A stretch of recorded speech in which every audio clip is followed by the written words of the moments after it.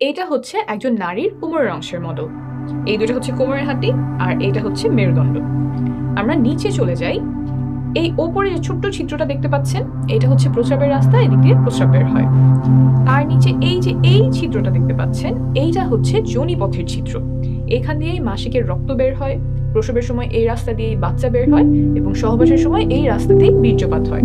আচ্ছা, আপু এখানে একটু ইন্টারাপ্ট করছি, নারীদের যৌনাঙ্গ চুষি দিলে কি সব থেকে বেশি মজা পায় নাকি ঢুকালে মজা পায়, এই বিষয়টাকে একটু ক্লিয়ার ভাবে জানিয়ে দেবেন, এবং কোন খাবারটি খেলে ছেলেদের বীর্য সব থেকে বেশি ঘন থাকে আপনি।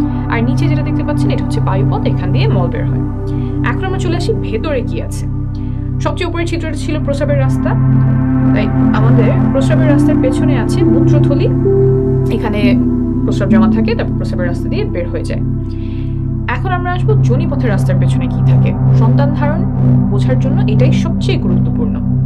যোনিপথের পেছনে থাকে এই জিনিসটা, আস্তে আস্তে বোঝাই। এই যে দেখছেন ছিদ্রটা, এটাই হচ্ছে যোনিপথের ছিদ্র। এদিক দিয়ে রক্ত বের হয়, এদিক দিয়ে বীর্যপাত হয়, আবার এই রাস্তা দিয়েই বাচ্চা প্রসব হয়।